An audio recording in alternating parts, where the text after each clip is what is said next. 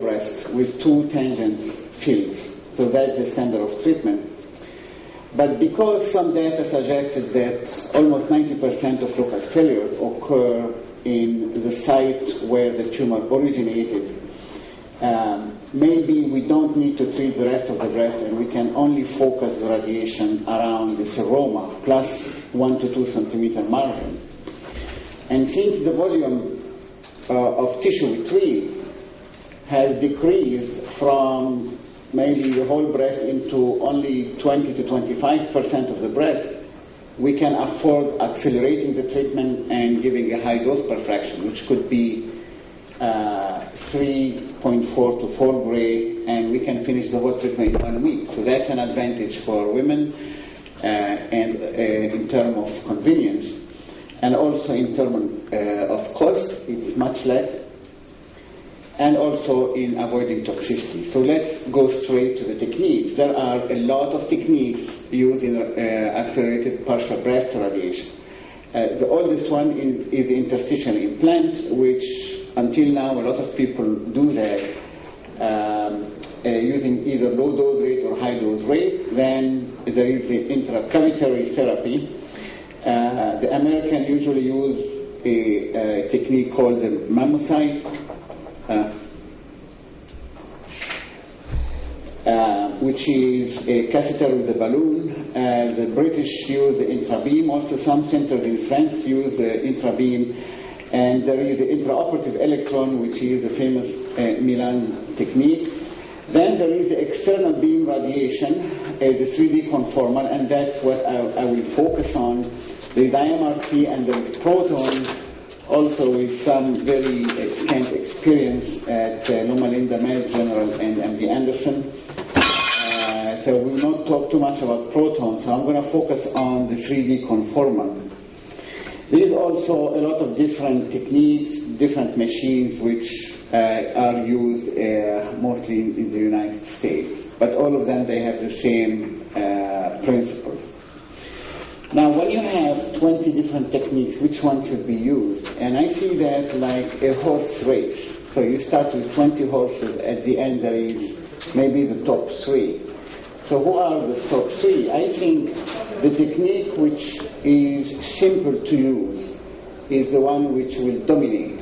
Because if you will use a complicated, sophisticated technique which can only be done in big hospitals, big cancer centers, people will not do that. You need a technique that people in community hospital, in any hospital, can use it. Applicable by most radiation oncologists. Less complication, good cosmesis, and less costly, and same or better clinical results. That's the characteristic of the technique which will dominate partial breast radiation in the next maybe 10 to 20 years. Now, it can be divided into 2 different categories: invasive techniques, and I said interstitial, brachytherapy, intracavitary, and intraoperative, with all the potential side effects with the invasive part, and the non-invasive, which is just using the bread and butter of radiation oncologists, the standard external radiation, but using some technology to be sure that we are targeting the right place. And usually there are 3 different techniques with the 3D conformal. The Frank-Bechin technique, and I will describe it in a minute. The prone technique by Formenti, and then the Mayo General technique. There's also IMRT, which is not really frequently used, and proton, where proton exists. Actually, the best dose distribution in partial breast radiation comes from proton.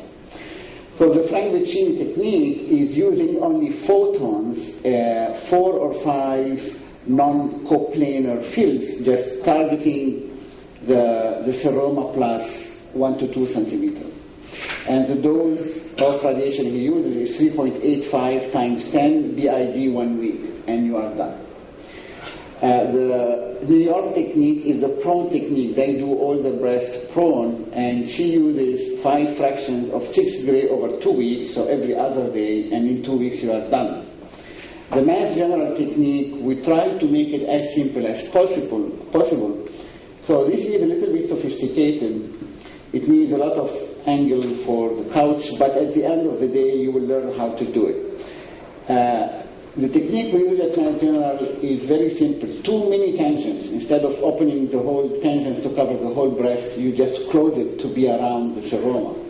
And on fast electrons, as if you are doing a boost with electrons, but you are just giving the electrons every day.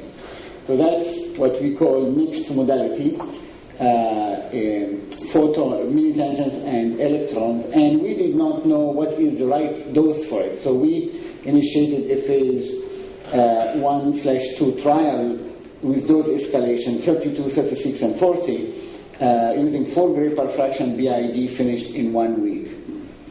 And I will show you some of the data. When you compare the 3 different techniques, not too much difference.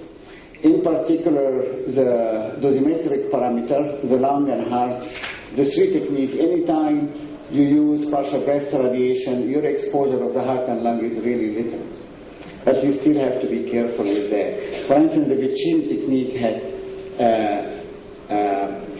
some of the lung received almost 16% here, but the Formenti and our technique is much less than that. So external radiation, look at all the panorama of doses used, and this basically suggests that nobody knows what is the optimal dose. You have 21 gray in one shot, that's the Milan. One, you have 5 gray in one shot, that's the British. And this is an old study from England. You have the 38.5, you have the 7. When you have all these, this means that nobody knows what is the optimal treatment, and dose escalation should be initiated. Now, what are the issues with 3D conformal? The delineation of the seroma, the patient setup, the cost, the optimal dose is not known, and not enough long-term data.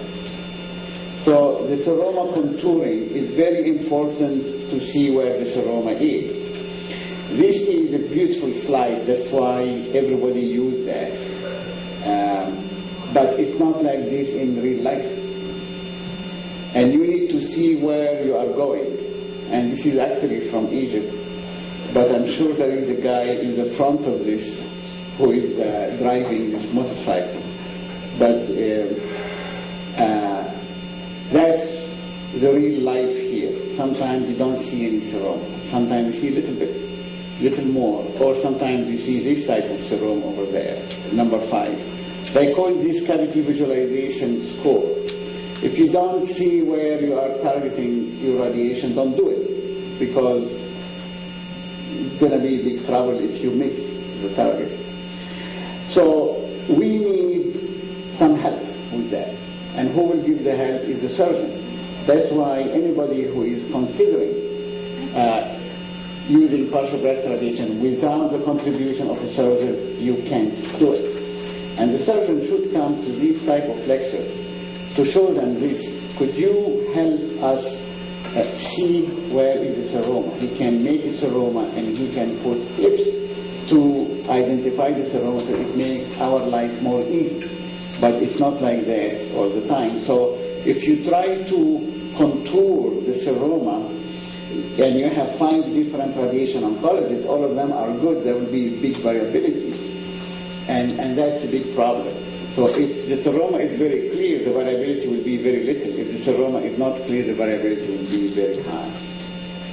So the message here is ask your surgeon to put clips, and to put clips. We need 6, like north, south, east, west, and front and back or something. We need I always tell my surgeon, when you are operating, think about me. They have to think about the radiation oncologist, and they have to feel how will the radiation oncologist do the partial breast radiation. Now, this is a very beautiful French study from Gustave Roussy, from Céline Bourget's team, when she did this delineation with 4 or 5 breast radiation oncologists. No clips, there is a big variability. With clips, there is very little variability. It's so self-evident. So, definition of the target, the seroma with help from clips. We need 6 clips. Then the PTV is the seroma plus 15 to 20 millimeter. Then you have to really cut all the skin and the chest wall from your PTV. And then you irradiate with a 7 millimeter extra margin for the penumbra and for the setup uncertainty. And you try to make the isodose 95% to cover at least 95% of the PTV. So that's the technique we use. And this is exactly how it looks. 2 mini tangents, very simple, and en face electrons going straight. The electrons should not exceed 20% of the dose. And there are some constraints. I like to keep the ratio of the PTV over the breast volume to less than 20%, which means only 20% of the breast will be hit with a very high dose per fraction over 1 week. More than that, you might have more fibrosis. Now, the NSABP trial, which I will talk about, they are very liberal. They made it to 30%. I think 20% is about right. Another constraint, which is like rule of thumb, you just feel it, but there is no data about it, that 50% of your breast should not receive more than 50% of the dose. If your dose is 36 gray, so 50% of your breast should not receive more than 18 gray. Otherwise, you will have fibrosis. Be careful with the lung. I will show you some data from radiation pneumonitis, actually, from a non-optimal technique. And those are the lung constraints which we generated from this study. So that's the dose volume histogram. You should always look at the dose volume histogram.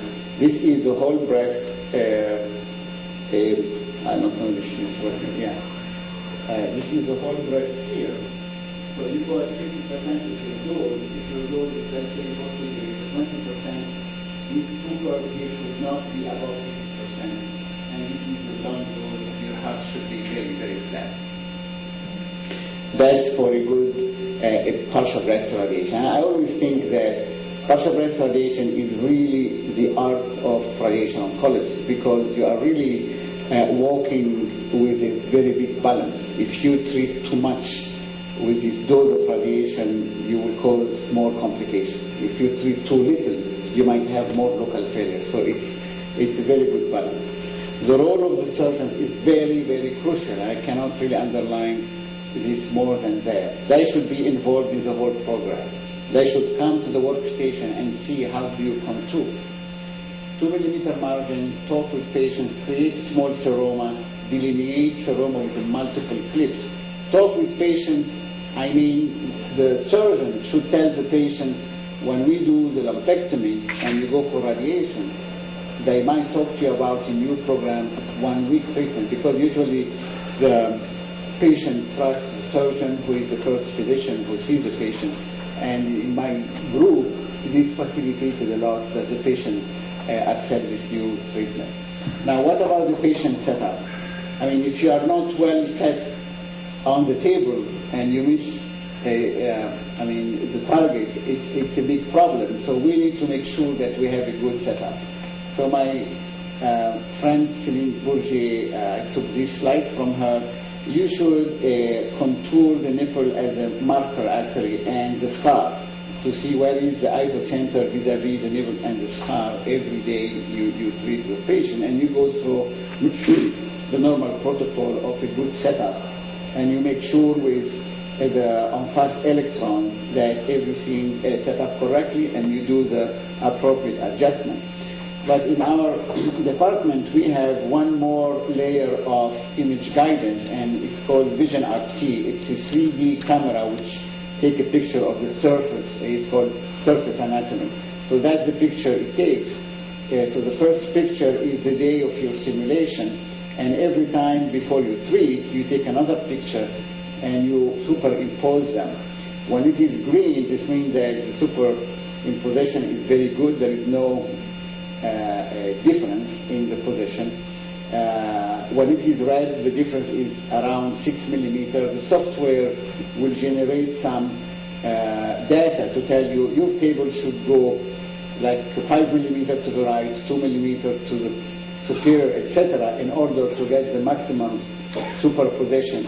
And then you go back and you take another picture, and it's mostly green here with very little blue. the one on the left side, and then you are ready to go. So this is one more layer of image guidance radiation therapy, just to make sure that you are treating the right target. So for 3D conformal, insert clips in the seroma around 6, CT planning from 3 to 6 weeks, because if you wait longer than that, the seroma might disappear or might change over time. And you could treat maximum 2 weeks later, use image guidance and port film and adjustment before each treatment. Usually in the 6 weeks radiation, we do this once a week with partial breast irradiation. It should be done every day. Advantages: conformal, non-invasive, 5 days, can be done by anybody, homogeneous dose distribution, and less costly. The disadvantage of this technique, we don't know yet what the optimal dose is, although more and more data is being generated. Optimal fractionation, the patient setup, the breathing. Breathing actually is not really a big deal. We have studied breathing a lot, and for some reason, just women lie on the table and they don't breathe deeply. They breathe in a very shallow way. The maximum movement of the breath is probably 3 to 5 millimeters, so it should not be a reason to persuade you not to do that. The tolerance on the non-target tissue and the long-term cosmesis, that's what we need to generate. So the questions now, which dose per fraction, which total dose, which technique, and which patient selection, and that's very important. There are many randomized trials. Most of them are actually European. The British published the target. Elliot, they talk about it. We didn't see any publication yet. That's the Milan one. The biggest one is the NSABP, the top one. It is 4,300 patients. They almost completed it. It's almost 4,200, something like that. So we have a lot of data for the partial breast radiation from this study up there. The Canadian study is using only 3D conformal. And they give a presentation at last ASTRO. They said that they have a lot of fibrosis with the partial breast radiation. But the publication is not out yet. So I'm going to describe a little bit more the NSABP because it is the largest study, and it also includes, they are very liberal, it includes node-positive patients, it includes invasive lobular cancer, it includes young women, it includes, like the margins is only no tumor on ink, so they put a lot of risk patients into it. And so we'll see how the results will be. And they allowed 3 different techniques, while every other trial allowed only one technique. They allowed brachytherapy, they allowed mammocyte, and they allowed 3D conformal. But the people who put patients on trial, they actually chose that they will use mostly 3D conformal. More than 70% of patients approved to the trial had 3D conformal, much less mammocyte and much less interstitial implant. Very close to be approved. Actually, next week there is NSABP meeting and they will present this data. You have to know that there will be a learning curve. You will not do it right from the first day. And you have to have some perseverance. You don't do it right the first time, try again and again and again until you learn it right. There is no one technique superior to ours. I mean, I use the Chini technique many times. Patient's anatomy will fit different techniques. You have to have the sense of which technique is the best technique. Dose escalation and toxicity, we need to get this data. Complications can happen. And don't be sad with the first local failure. I mean, it doesn't mean that if this woman received the 6 weeks radiation, she would not have the local failure. There will be local failures. We try to keep it less than 5%. Long-term results, that we need that, and we need to select patients. Selecting patients, good patients, means at this point it's the T1 and 0. It could be the low-grade BCIS. There are actually some ASTRO guidelines which which give guidelines on which patient is a suitable patient and which patient is not. How am I doing with the time? Just.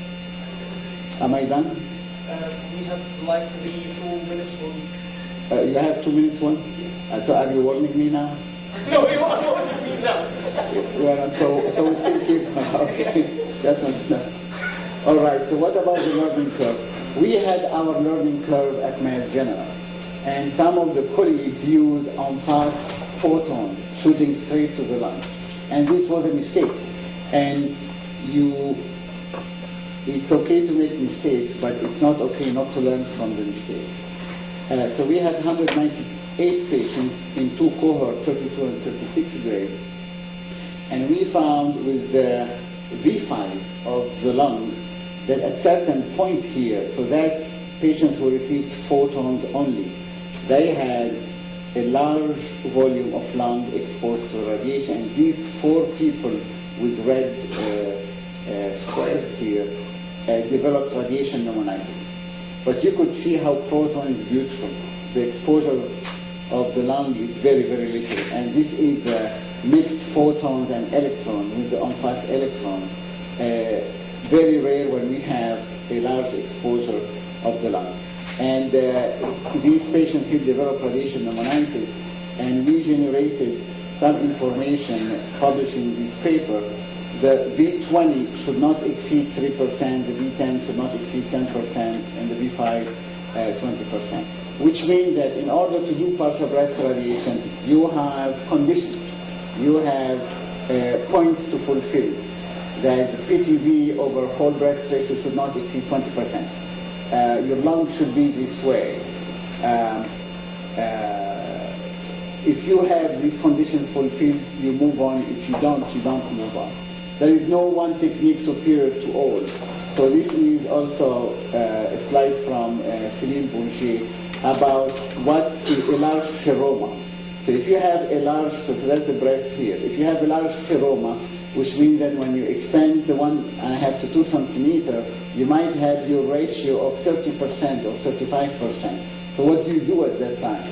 Usually one of two things. I wait. When you wait another 2-3 weeks, the seroma will shrink, and then you start to redo your plan again. Sometimes when you have a very medial seroma like this one, if you use the MSABP technique, which is the Vicini technique, it's very difficult.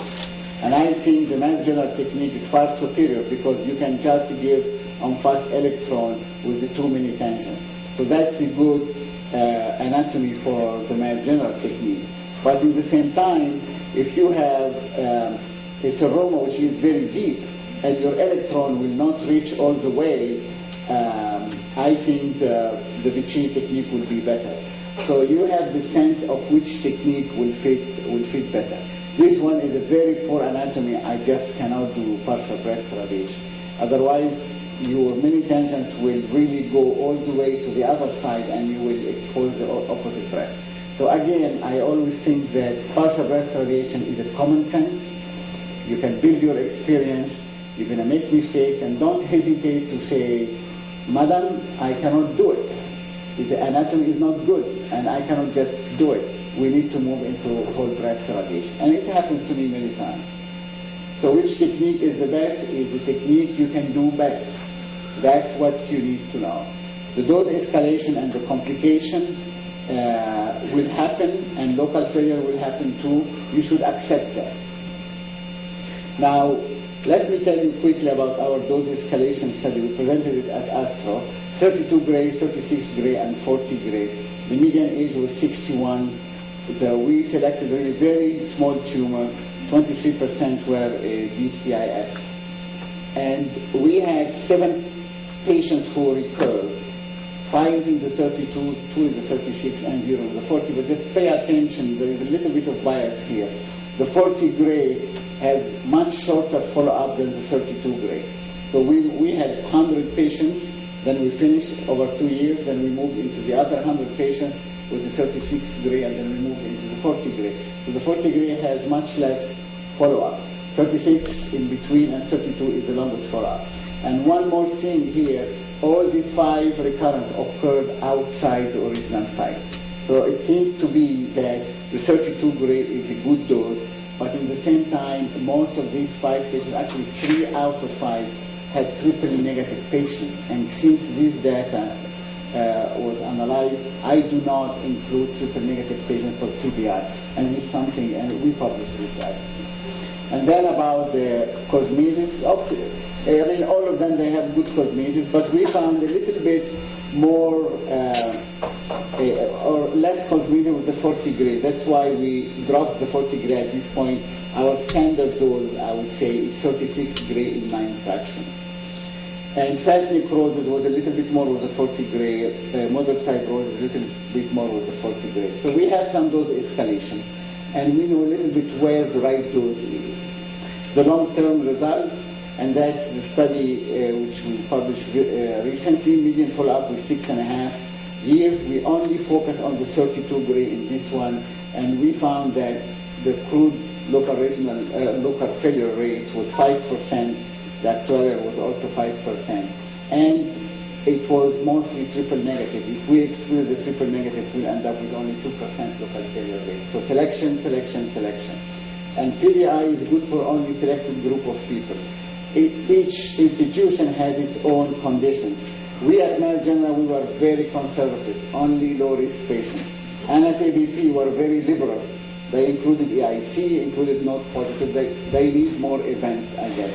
The Canadian were a little bit in between, large tumor, but no invasive lobular, 2 millimeter margin. They were a little bit in between. The Italian also were similar to the Canadian. So each place has its own style. I mean, I would suggest if you want to start that, start it with a very low-risk patient, T190, 1 centimeter tumor, old lady, ER positive. Don't start with the high-risk one. So the American Society of Radiation Oncology had some guidelines. Also, the European Society of Radiation Oncology, both of them, we not very far from each other. They divided patients into suitable or low risk, and that's what I said, older patient, T190, small tumor, and there is the cautionary or the intermediate risk, a little bit younger, a little bit larger tumor, and the one which, the high risk patient, the unsuitable or the contraindication, when you have a lot of positive lymph nodes, LBI,